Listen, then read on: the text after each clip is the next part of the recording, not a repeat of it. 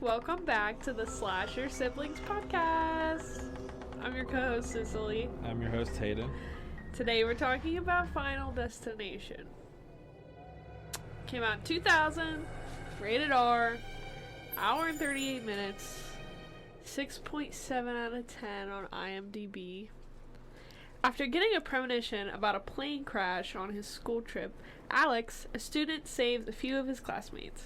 However, their situation gets complicated when death starts chasing them. Right. Correct. So now the question. Question from last week. What was the name of the killer and mortician in the movie Phantasm? Answer. The Tall Man. The Tall Man. I've never seen that. Nope, me either. Maybe we should But if you watch got it, good job. If not, better luck next time. I don't know why I say that every time. Better look. Better luck next time.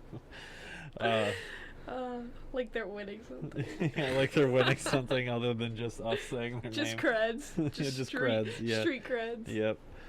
I got the question right on the Slasher Siblings podcast. This week, what up? Can't touch on me. this week's shout out winner. On this week's shout out winners. Okay, so. Alright. Let's get into the movie here.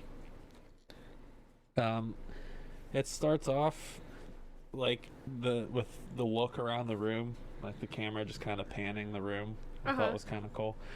No real reason other than the fact that it was like aesthetically pleasing. I know. Like there was Okay, we'll there was check it nothing out. like super cool about it, but it was just like cool the way it like zoomed in on the toys and like just moved around the room. I just liked it. I don't know. He liked the vibes. Kind of a weird foreshadowing with the "this is the end" thing. Kind of highlighted the words "this is the end" on, what was it, a pamphlet or something? Yeah. I think that's what it was. So that's a big foreshadow already, and we're like 4 minutes into the movie. Yeah. And then there was the whole plane tag superstition thing. And his mom just straight up ripped it off. Was like, yeah, nah, fuck that. Honestly, everything he was thinking, I was like, yeah, same. Yeah. Yeah, same. That's literally exactly what I do before I go on a plane. I haven't been on a plane since I was like, what, fucking 10, probably. 18? Oh, yeah, I guess. To go over Germany. But still, I But, cried. But the 180, the 1 a.m. to 180 thing was pretty unsettling. Like another foreshadow thing. Also, it was another way to just kind of get us a little hyped for the movie. Like something creepy's about to happen. Which is what we're here for. And then he was at the airport and his birthday was the same as his departure time. Weird. That's not just some coincidence either. Weird. And the next scene, his friend like forces him to take a shit with him. I know. And like his whole explanation was like, okay, I understand what you're trying to say, but like, does it really matter? Yeah. I was like, oh my god. That's such like, a boy you don't want to go thing. take a shit because the airplane food just comes out of you, and then the girls walk in and smell that, and blah blah blah, and like I'm like, it's an airplane. Does it really matter that much? Doesn't matter. You're on a plane. If they didn't like you before, they're not going to like you after the plane ride. So maybe less so. After being stuck on a plane all the way to, what was it, Paris or something? Yeah, that's a long flight, bro. You're going to be on there for a minute. But yeah, they had to take a shit together. Group poop.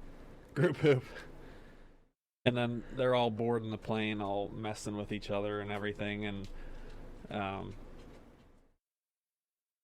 Sean William Scott's character isn't on there. He was late to the party, and then the girls wanted to switch seats with Alex, and he switches seats and he breaks the thing off, and then all of a sudden the plane takes off and blows up. And you're sitting there, you're like, okay, well that was a quick movie. Yeah. A 15-minute movie, and then he wakes up. You're like, what the fuck? And he starts getting nervous because Why wouldn't he? Yeah. Could you imagine dreaming that? It was a 0 to 100 dream. Yeah. Like really quick. Yep. It was like, oh yeah, we'll switch seats, and then all of a sudden he's dead. You're dead. Like 2 minutes later. Like that was really 0 to 100. And then, you know, he starts going crazy because, you know, it started happening when he woke up. The same, you know, scenarios kept happening. He broke the thing and whatnot. And he caused people to leave. I would have done the same. Yeah, if there was a crazy guy saying something like that, I'd be like, I'm getting off. Maybe he's on to something. I'm getting off. But Alex was right and saved people, so.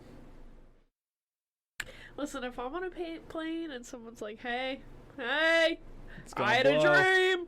It's gonna blow up. I had a dream. I'm off. I already didn't want to be on here, so. But he saved people, so it's a long and short of it. So listen to the crazy people. Yeah. With anxiety. And then Agent Shrek. That's it. That's the comment. That's it. That's it. Agent Shrek. I just wanted to throw that out there. Agent Shrek. The one cop's name is Agent Shrek. Done. That's it. Oh, it's so funny. I love Shrek.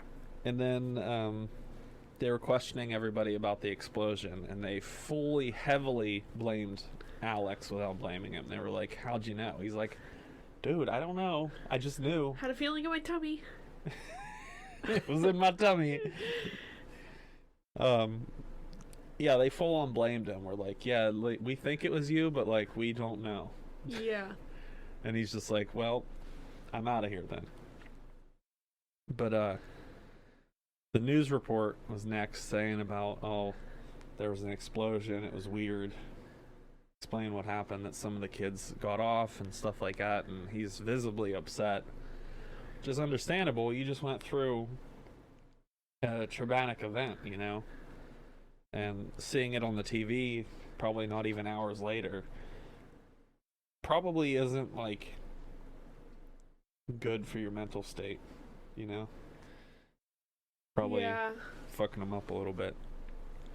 And the memorial service where they put the statue, and he was talking to his friend because his dad's now mad at him because his brother died. Which, yeah, I get, you know, he could be upset because his son passed away from a plane explosion. Oh, yeah. But what do you really think Alex did? You know? Like, what would you think he did? Yeah. He blew up the plane that he was getting on and then immediately got off? With, like, all his friends on it? That doesn't make sense. Yeah. No.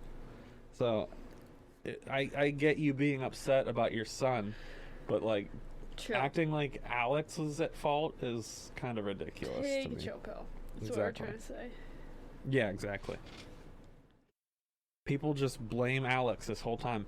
Aside from the dad, you can just see, like, the teacher blames him. He's like, she's scared of him, and some of the kids are avoiding him. That jock douchebag guy blamed him, like, the whole fucking movie. Until the end, I guess, but just people were blaming him and avoiding him the entire time, which was kinda crazy. Silly. Yeah. And then it showed everyone at home, you know, they're sleeping, or that douchebag Carter, I think his name was, he was drinking and pissed off and all this other stuff. And then there's Alex. He's starting to spiral. He's going down the rabbit hole, which eventually turns out to be okay. Yeah. Like a good thing that, you know, he went down the spiral, but it's still the fact that, like, you can see him spiraling because he's, like, looking up how explosions happen and planes and stuff, and it's just, like, he's going a little crazy here. I would be tweaking too. I mean, I get it. I'm not trying to say that it was stupid or anything. I get it. It's just we see him starting to go crazy a bit. But strange things start happening with Todd. The water starts dripping out of the toilet. Mm-hmm. And if you came into this movie not knowing anything about anything, you'd have no idea what the fuck was going on. Yeah, you wouldn't know what to You're just expect. seeing this kid being killed by something. You'd think it's like a supernatural movie instead of a, you know, I don't know, like kind of like a Saw type movie, I guess. It's like Saw, but like you just have bad luck. Yeah, pretty much a bad luck horror movie. It's a bad luck horror movie. That's and what it is. But Todd is the first one killed as part of the new design, I guess you could say. And of course, the dad now blames him, Alex, again. Like, oh, it's your fault for you made him feel so guilty that he killed himself. Like, it's still not his fault. Yeah. I don't know why Never you keep. was. It never was, but I mean, I don't know why you keep blaming him. Like, it's, I don't know, just crazy. The dad was such a dick in this, and I get, you're upset, but like blaming somebody else isn't really the way, especially in this circumstance. Like, I don't know how old they were, but a child. Alex was 17. Yeah, basically like children. Basically, yeah. So I assume Todd was 17, 18, yeah, and everyone else was 17, 18. But they break into the morgue, which I thought was fun. Is her name Clear or Claire? I don't know, dude. I think it's Clear because it's spelled clear. But a couple times it sounded like somebody was saying Claire. Anyway. Maybe they were saying Claire with like an accent. Maybe, but her name is Clear. It's spelled Clear. Yeah, it is. Okay. But yeah, I couldn't tell what they were saying. Was it Clear or Claire? Interesting name. Yeah. What was her last name? Clear Rivers. Clear Rivers, that's it, yeah. That's so it was like funny. a Native American name. Clear Rivers. Eagle flies and stuff. Shut up. But they meet the mortician, which wasn't the mortician the Candyman? Oh, let's see. I'm pretty sure he was. Mortician. Yeah, so the Candyman was the mortician, which I like him. He's pretty cool. Yeah. But it was also like a kind of an awkward exchange between him and the kids, but it was also kind of informative at the same time. It sent, Alex a little deeper into the spiral, but at the same time it gave him a lot of information that he could use, especially with his friends. So that was good. But he's starting to see the signs now. He's starting to get little premonitions, like the bus in the window type deal. And he's starting to piece the puzzle together. He hasn't figured out what he needs to do, but he sees the what's puzzle. going on. Yeah. And he knows he's on the right track, basically. But he was right again. The teacher was killed next. I mean, he said that she was next in the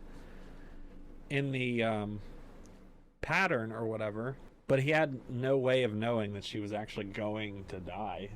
That was like his confirmation that he's right. Which Imagine would be that. scary to sit with. I know. wouldn't want to know that. I know. And that's the thing. He's been right the whole movie. Yeah. So. Psychic. But then he sees another news report when they gained a lot more information. And the news report basically gave away the design. They said that, this happened in this pattern, and then it caused a giant explosion in this area. And he was like, okay, well, that means these people would have died in this order, and then the explosion would have killed all these people too. And that's when he really, figured it out that that's when he really figured out that that design is flawed in a way, because he is able to see and stop. It kind of seems like Death has like a contract that in order to take people, he has to like give them a sign to avoid it. You know what I mean? Yeah. It almost seems like that's kind of the angle they're going in the movie. Like he's gotta do like, something about it, sort of. Yeah. So it's like, oh, I'll give you this little hint, and if you don't see it, you're dead.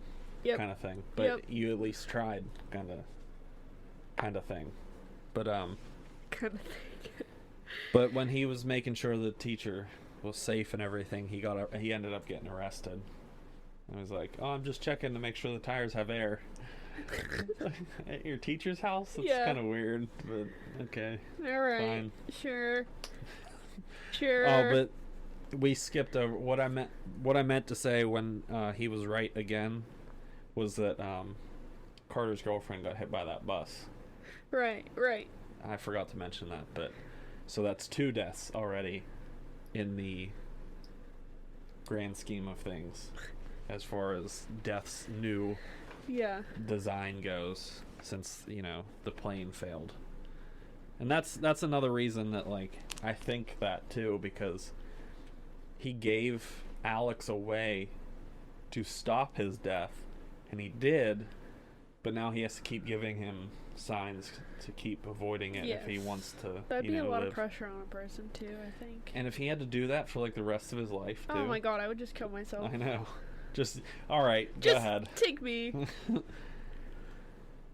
But I mean, Alex was right once again. It seems to be the theme of the movie that Alex is right almost every time, and the teacher dies.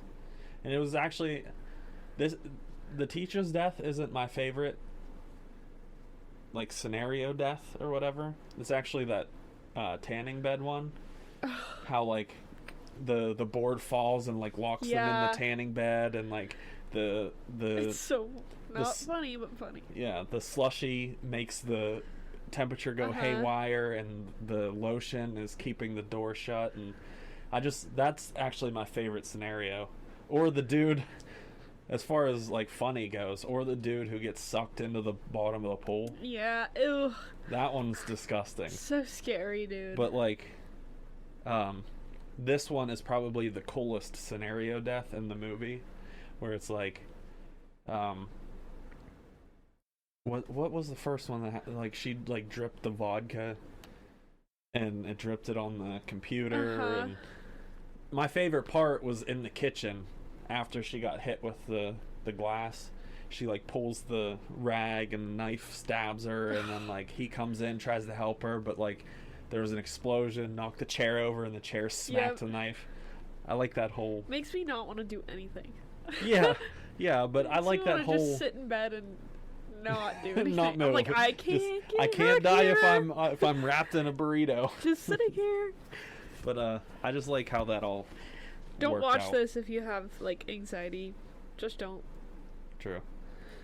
And now they need to go find Alex to find out who's next. Yes. So Billy is his name, Sean William Scott's character on the bike. He sees Alex running out of the house, and he tells the cops that he saw him run out and snitch, yeah. And but now they need to go find Alex so they can tell who's the next person that's gonna die, because that's kind of vital information at this point. And the funny thing is how Carter was like hating on him the whole time, and he's like, well, I guess if I don't want to die, I have to go find him. And he reluctantly goes. But as far as the list goes, Carter's next, and he's speeding down the highway, and he stops on a train, and he's like, all right, you know what, just take it, just do it, I'm done. And then he sees this ripped seatbelt. Alex saw the seatbelt get ripped, so that was another death saying, oh, here's how it's gonna go. Yep. So he ends up saving him because the seatbelt ripped, which good on him. But not good on him because it skips Carter and goes to Billy, who dies instead of Carter in a pretty gruesome way. Yeah, dude. That was pretty awful. Just like from the chin down was still there. His head was just gone. So gross. That's bad. I mean, I liked Billy probably the most out of the whole group. He was the funniest one. But yeah, now he's dead, so that's he's definitely dead. So that's 4 out of the 7, was it? Something like that, I think. Yeah, because we got Todd, and then the girlfriend, teacher, Billy, and then there's 4 out of the 7. He's hiding. Alex is hiding in the cabin now. He's trying to not die by staying away from all the terrible things that death could possibly think of. And he witnessed death do something right before his eyes. He saw the fishing pole fall over, and he's like, tetanus. Nice. I was like, I think you'd want to kill you a lot quicker than tetanus. Tetanus would take a minute, right? Yeah, it takes a little while. Yeah. But I thought that scene was funny because he's just kind of going crazy at this point. Oh, well, I little would. Psycho. Yeah, I would too. I don't blame him. But Claire is now next. Is now next on the list, and he realizes that because he didn't switch seats. He said. Oh yeah. Which meant Claire's seat was right in front of him. So it would have went to her next, and he was after her. So he figures that out while in the cabin, runs away. The cops are coming to try and get him, but he needs to get the Claire before she dies. And he actually ends up saving her at the cost of risking his own life, which was, nice of him. Because they're in love. Yeah, which seemed... We'll get to that in a second. But after he gets blown up and off of the electrocution, the wire or whatever, he ends up living, which was completely not supposed to happen, right? Definitely, yeah, but everyone definitely thought he was dead at that point. Yeah. There was no way that anyone was just like, yep, he's alive, I know it. Because you're like, I hope he's alive. I mean, I hope so, yeah, but and if he would have died, survive that. If he would have died, do you think it would have just stopped there? Or do you think it would have just come around and killed Carter and then Claire? I don't know. I was thinking the same thing. I wonder if the last person in line dies, would it just stop? I don't know. I feel like that's too easy. Yeah, I think so. You know what I mean? But Alex was supposed to die in Paris with the bus. Claire saved him. Then he had a backup plan with the swinging sign. He got saved again by Carter. And he's like, see, I saved you. He's like, okay, but now I'm skipped. Who's first in line? Instantly dies. Could you imagine being in a line of people just knowing your death is coming? Yeah, that's crazy. I'd That's lay too in much. bed. I'd rot in bed. I was just like, I'll just die of starvation. Yep, I'll just die right here. I'll give him what he wants. Yep. But I actually really do like this movie. 6.7 is too low. I give it a 7.5. I like this movie a lot. I think it's one of the first movies to traumatize a lot of people. That, deeply. And how about the fact that it's kind of crazy in a way that something like that could be seen as happening. Yeah. You were it could happen. It could, yeah. It's not impossible. You saw yourself die, so you get out of the situation, but then all of a sudden your friends start dying that you saved on the plane, and you're like, okay, well, this is a Final Destination type scenario. Exactly, and you still hear people say stuff like that. Yeah. Oh, this reminds me of Final Destination. Right? I think we just said it the other day. Maybe, who knows? Maybe there is a Final Destination situation for everybody. I don't want to hear that. So, what do you give the movie? What do you rate the movie? Rate it 5.5. 5.5. Only because it gives me so much anxiety. Okay. I think that's the biggest reason. I don't voluntarily watch these movies and then, I'm afraid to get in a fucking tanning bed, and they have them at my gym, but I'm like, I want to do it, but I don't want to get stuck. I'm gonna die there. Um, That's the only reason. It's a good movie, but it has traumatized me. So. I really do enjoy the movies, though. I think my favorite movie is it number 2 with Mary Elizabeth Winstead and the roller coaster and stuff. Oh, that's the worst That's my favorite one. I love that one, actually. Roller coaster. And fuck that. I won't ride roller coasters either. I do actually really enjoy these movies. I think they're pretty great. I mean, they're not like crazy budgeted, so I understand like people thinking it's not a great movie, but like it's really good for what they did. Yeah, you know, I agree. Or for what they had, rather. Anyway, moving on to fear facts here. The exterior. Why did I say it like that? The exterior of Miss Luton's house was built in 5 days.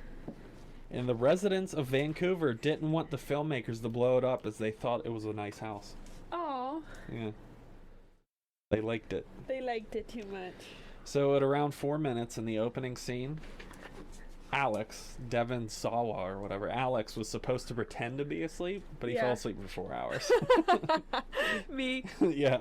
And it's funny, like you're like trying so hard to pretend that you actually fall asleep. They probably like filmed him for a few minutes. Like, this is good. Like he's doing a good job. And he's like, oh, he's actually asleep. Yeah. Like, I thought that would be pretty funny.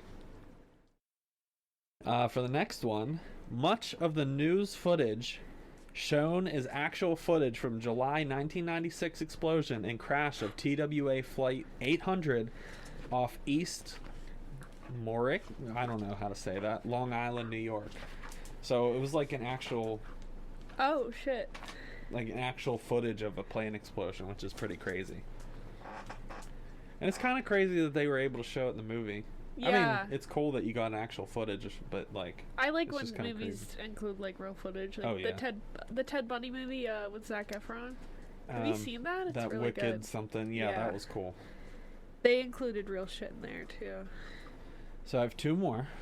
At around 4 minutes, the shot of Alex's bedside clock, which fades from 1 a.m. to 180, took 5 days to get correct. Oh, wow. It doesn't seem like that would take that long. Yeah. Seemed like it wasn't like too difficult of a thing, but apparently it was. So, for my final one, Miss Newton's conversation with the co-pilot to let the teachers back onto the plane was completely improvised. Oh, wow. The whole conversation. And he was just like, okay, fine, you can get on, but like, one of you. One of you. Or whatever. He's like, and then she's like, okay, you go, you know French. That's so funny. I guess that whole scene there was just improvised, which kind of makes that scene better, in my opinion. Oh, yeah, I love when movies and shows do that. Ryan Reynolds does that a lot in Deadpool. Oh, really? I love Deadpool. Why I love Deadpool so much is because of Ryan Reynolds. He's so funny. The movie's great, but like, if it wasn't Ryan Reynolds, I don't think it would be nearly as good. Because he is Deadpool. For sure. He's Deadpool. So those were the fear facts. You have anything you want to say about the movie? I know we're all thinking the same thing. This is just one of those movies. Everybody's seen it. Everybody's traumatized. I'm not watching this shit again. I will watch this. I would like to live a semi-normal life. It is not on streaming, by the way. I had to rent it. Yeah, I had to rent it too. So if you want to watch it, pay? $3.99. YouTube. Yeah. Yeah, me too. But if you want to watch it, you'll have to rent it. Kind Unless of it comes out on something. Which I hope it does, because I do like watching these movies. There's a whole bunch of them too. So I know I've seen 2, because I'm pretty sure that's the roller coaster one, and I think 3 is the pool one, in the tanning bed. I'm pretty sure, but I don't know if I've seen 5 yet, which I need to, because I like the movie. But go ahead and read next week's question. What post-apocalyptic horror? Yeah, that's right. Sorry guys. What post-apocalyptic horror TV series is based on the comic book series created by Robert Kirkman? Easy work. This is an easy one. Come on, guys. So, if you know the answer, which a lot of you should, because it's a great TV show, put it on the Facebook and let us know, and we'll shout you out next time we have a podcast. Next week. I don't know why I said next time we have a podcast. Next week. Not next week, because we do it weekly. What's our next movie? Chopping Mall. Chopping Mall. Final Destination was a recommendation from one of our listeners, so thank you for the recommendation. I think it was Rain, but I can't remember. Was it? I think. Happy late birthday, Rain. Happy late birthday, I didn't know. This next movie is also a recommendation from Danielle. She said somebody at work or a friend or somebody said we should do that one, so we're going to do it. We're going to do it. Have no idea if it's good or bad, never seen it, but we'll find out next week when we watch it. So we'll catch you next week with Chopping Mall. Catch you later. Happy St. Patrick's Day.